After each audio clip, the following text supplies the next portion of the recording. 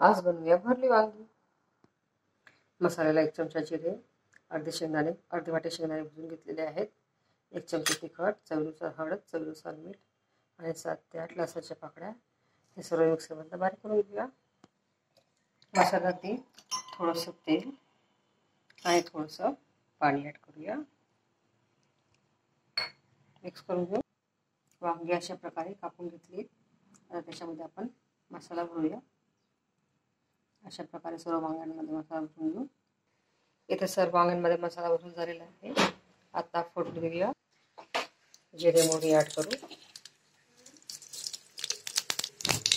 थोडासा आता भरलेली वांगी ॲड करू। मसाला भरून अर्धा कप पाणी याच्यामध्ये ॲड करूया आणि आता हे 10 मिनिटं शिजू दे। इथं आपली भाजी रेडी झालेली आहे।